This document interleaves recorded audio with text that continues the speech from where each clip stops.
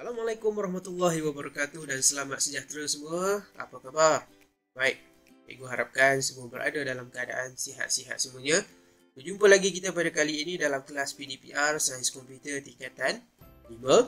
Jadi hari ini kita akan lihat kepada topik kita bab 2, pangkalan data lanjutan. Hari ini cikgu akan fokuskan kepada subtopik 2.1.1 berlakar ERD, iaitu Entity Relationship Diagram bagi permasalahan yang diberikan. Baik, sebelum kita pergi lebih lanjut lagi tentang topik kita pada hari ini, cikgu nak bawa anda kepada suatu benda yang bila kita sebut, kita search dekat Google, kita type MTT, dia akan keluar satu benda ni. Satu benda ni akan keluar. Entity. Bila sebut entity, kita akan jumpa dekat Google, bila kita search, kita akan jumpa contohnya ni lah. Tetapi bukan entity ni yang kita nak belajar pada hari ni. Tiba-tiba ni dalam satu keadaan, Makcik Kiah. Ini Makcik Kiah tengah berjoging. Andai kata tengah-tengah berjoging, pagi-pagi buta tu Makcik Kiah jumpa ni. Ibaratnya Makcik Kiah ni, larilah dia. Tiba-tiba, bila sekerat jalan dia berlari, Makcik Kiah ni pula, boleh pula dia berselfie. Kenapa dia berselfie? Ini sebab dia.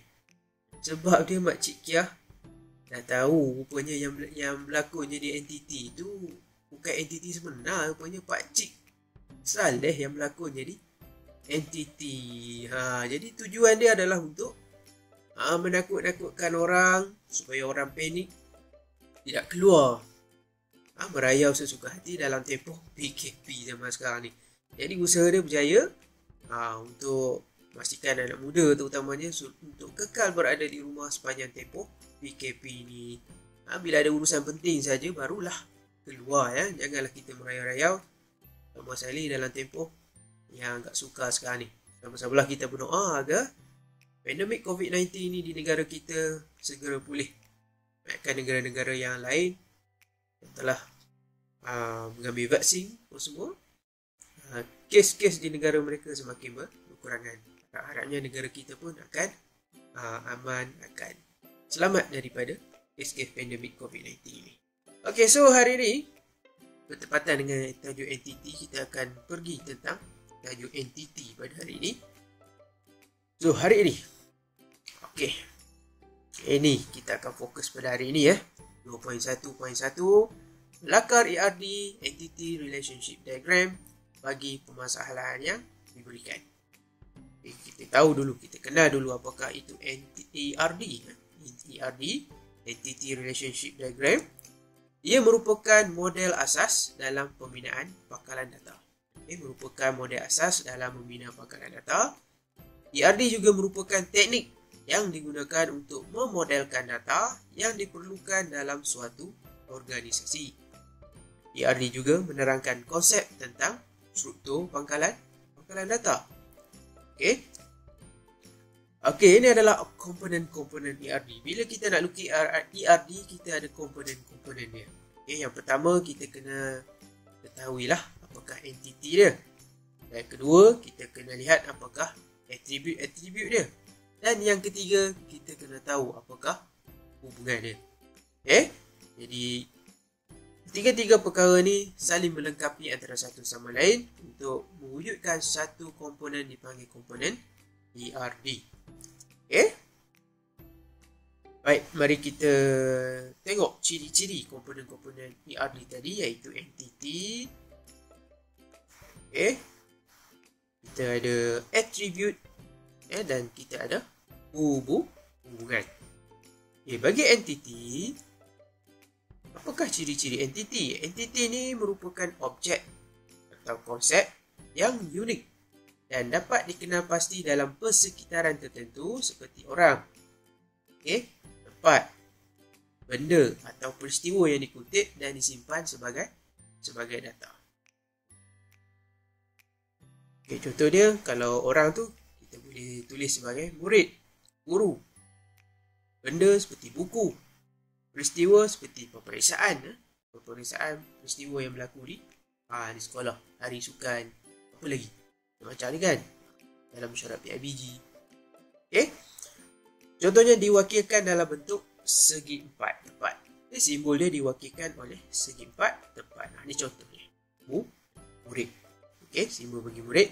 Kalau kita tengok kepada atribut pula. Apakah ciri-ciri atribut? Atribut ni merupakan ciri-ciri yang menghuraikan sesuatu entiti. Entiti tadi ni, murid ni, ciri-ciri dia dihuraikan oleh atribut. Atribut ni menghuraikan ciri-ciri entiti. So atribut adalah sifat yang memerihalkan sesuatu set entiti tadi. Dia diwakilkan dalam bentuk bujur, macam bola rugby tu. Itu adalah simbol untuk atribut. Kunci primer. Dalam kita menulis atribut ni, dia ada kunci primer. Kunci primer ni adalah atribut unik yang membezakan rekod dalam pangkalan data. Setiap entiti hanya mempunyai satu kunci primer saja. Dia tidak boleh ada lebih. Dia mesti ada satu saja kunci primer. Ini adalah contoh atribut. Nama. Nama bentuk bujur macam bola rugby. Baik, seterusnya kita lihat pula ciri-ciri hubungan. Hubungan digunakan untuk menyatukan satu atau lebih entiti yang terdapat dalam ERD. Ibarat jambatan penghubung antara satu entiti dengan entiti yang lain. Ia menunjukkan bagaimana dua entiti tadi berkongsi maklumat dalam pangkalan data. Dan maklumat dikongsikan antara dua entiti tadi dalam pangkalan data. Dan hubungan itu dilabelkan dengan kata kerja. Contoh dia mengajar, mendaftar, mengajar, mendaftar dan juga menginap. Ini adalah contoh hubungan. Ni kat tengah ni macam diamond ni. Ini hubungannya. Ini sebagai mengajar. Guru mengajar mata pelajaran. Itu adalah contoh hubungan. Kita pergi dengan lebih lanjut lagi tentang jenis-jenis atribut.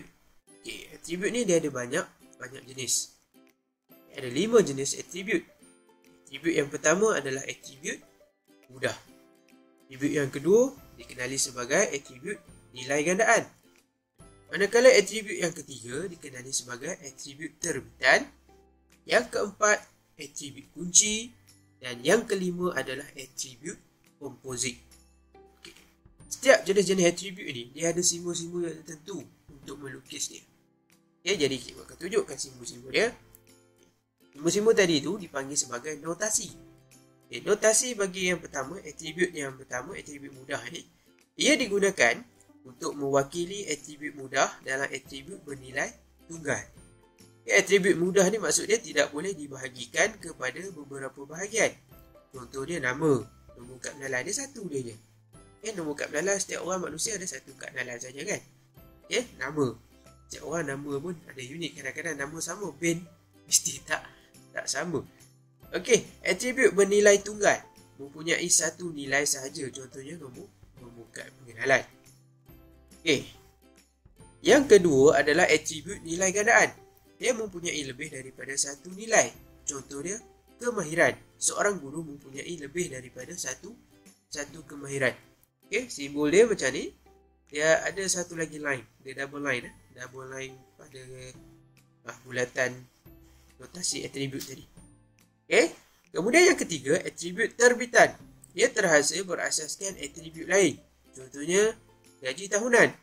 Gaji tahunan seseorang guru diperolehi dengan mengira gaji bulanan darab 12 bulan.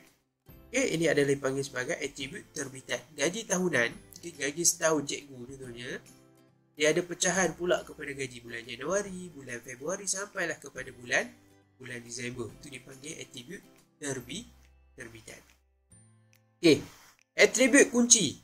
Atribut kunci kita akan gariskan di bawah nama atribut tadi. Dia adalah unik. Dia membezakan setiap rekod dalam pangkalan data. Contoh dia, nombor kad pengenalan, nombor kaki tangan, nombor metrik, nombor daftar pelajar. Itu adalah contoh atribut kunci. Manakala atribut komposit pula, merupakan atribut yang boleh dipecahkan kepada beberapa bahagian. Contohnya bila kita sebut alamat. Alamat tak lengkap kalau kita tulis alamat rumah je. Nombor 23. Jalan Seroja. Contoh dia. Duduk kat mana? Taman dekat mana? Daerah mana? Negeri mana? Taman Seroja ni banyak. Bukan saja dekat Pahang saja. Bukan saja dekat Perlis saja. Seluruh Malaysia pun ada nama Taman Seroja. Jadi contoh alamat dia boleh dibahagikan kepada jalan mana, bandar mana dan juga postcode. Kalau tak marahlah Abang Food Panda, Abang Grab nak cari rumah tak jumpa-jumpa kan. Jadi kenalah ada alamat yang penuh supaya mudah untuk dicari. Okey, seterusnya kita lihat pula tentang kekardinalan. Dalam topik ni kita kena tahu juga tentang kekardinalan. Kekardinalan ni merujuk kepada hubungan dari segi kuantiti data antara suatu entiti dengan entiti yang lain. Jenis kekardinalan ni terbahagi kepada dua. Yang pertama, kekardinalan minimum. Dan yang kedua adalah kekardinalan maksimum. Kita lihat dulu ciri-ciri kekardinalan minimum ni. Ia merupakan minimum data suatu entiti berkait dengan entiti yang lain. Contohnya, seorang guru mengajar sekurang-kurangnya satu mata pelajaran.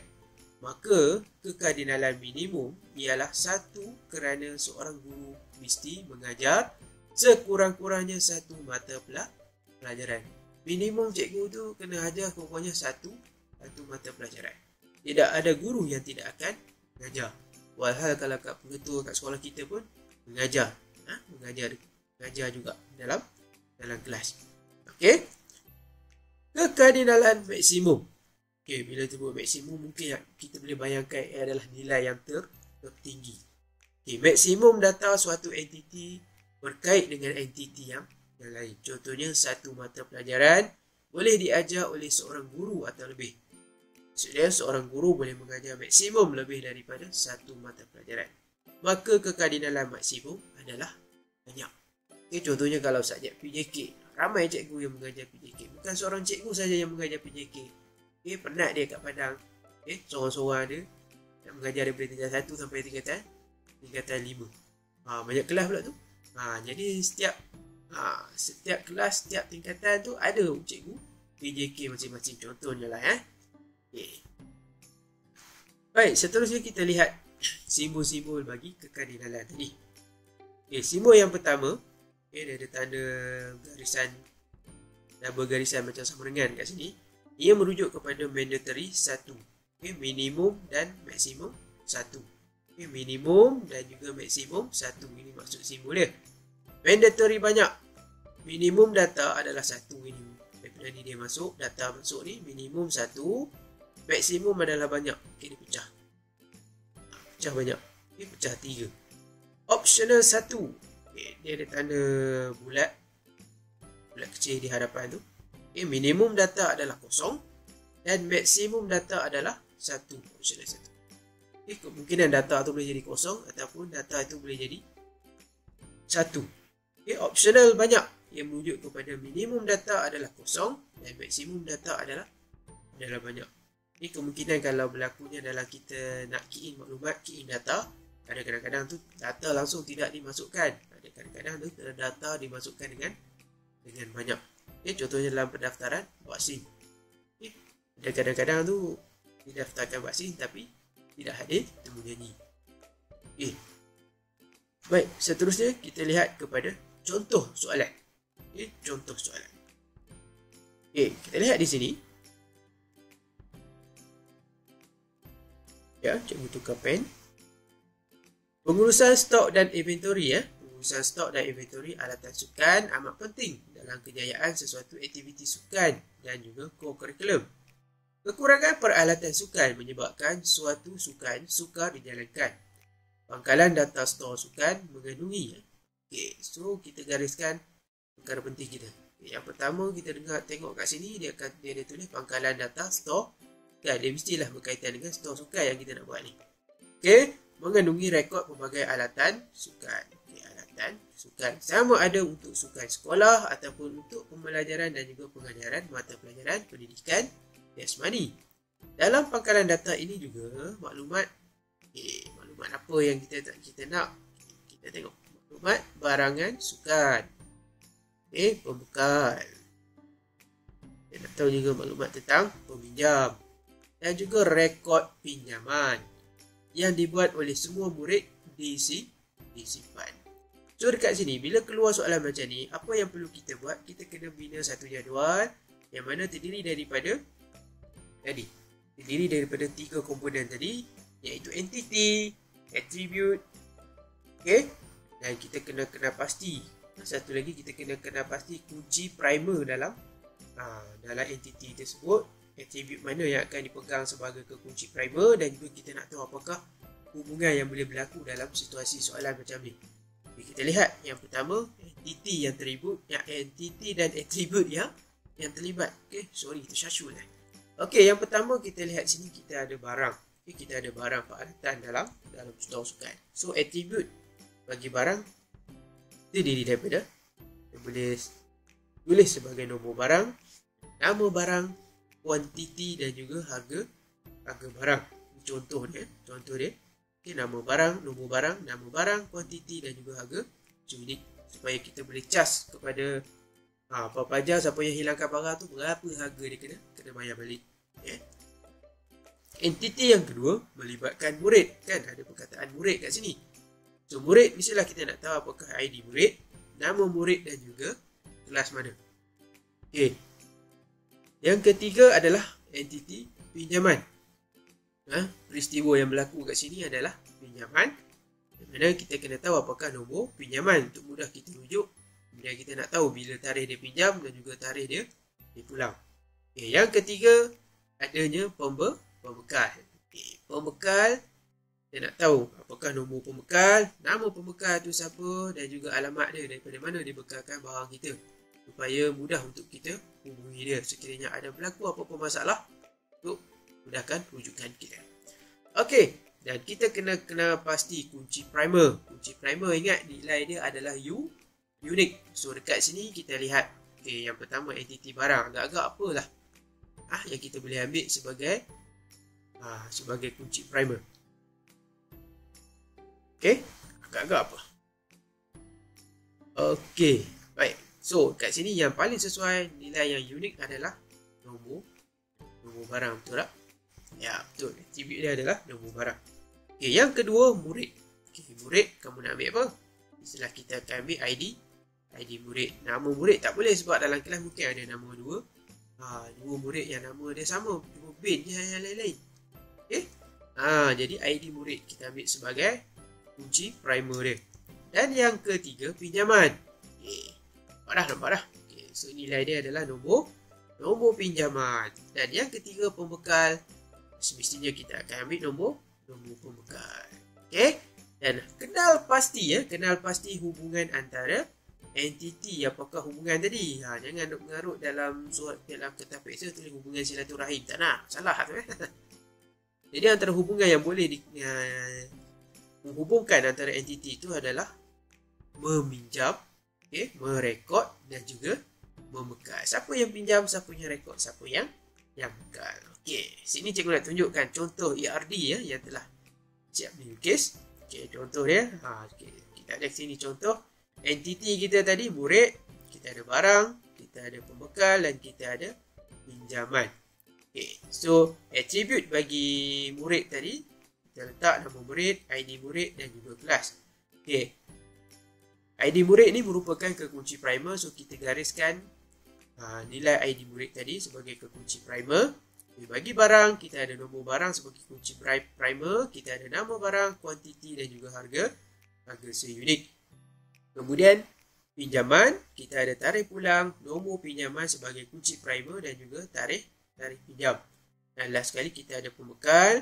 Di pembekal kita ada nombor pembekal sebagai kekunci primer, nama pembekal dan juga kita ada alamat. Alamat ni kita pecah pula kepada atribut komposit, iaitu postcode, bandar, nama jalan dan juga negeri. Dan kita ada dipanggil sebagai hubungan dekat sini, murid meminjam barang. murid meminjam barang, dan kita ada juga nilai kekardinalan kat sini. Okay, nilai kekardinalan. Kemudian kita ada sini barang. Okay, barang, pembekal. Siapa yang bekal barang? Pembekal, ya, betul. Pembekal, banyak pembekal. Membekal barang.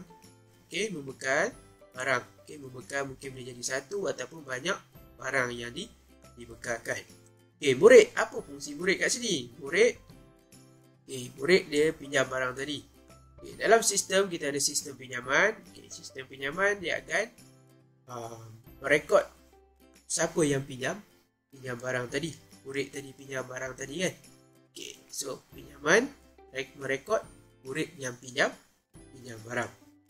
Okay, so itu saja untuk topik kita pada kali ini kaitan dengan topik 2.1.1 melakar ERD. Okay, nantikan latihan yang selanjutnya di dalam grup WhatsApp kita. Cikgu akan maklumkan latihan selanjutnya dalam grup WhatsApp. So, jumpa di dalam grup WhatsApp kelas kita. Sampai jumpa lagi untuk next class. Dan video ini anda boleh tonton semula di mana? Di channel YouTube Cikgu, www.youtube.com/c/Cikgu Syahnur. Okay, kamu pergi ke playlist Sains Komputer dan kamu akan dapatlah video-video PDPR berkaitan dengan kelas Sains Komputer kita. Okay, sampai berjumpa lagi. Jangan lupa guys, buat ulang kaji. Slide ni jangan lupa salin di dalam buku nota anda. Okay, sampai jumpa lagi. Assalamualaikum warahmatullahi wabarakatuh. Bye-bye.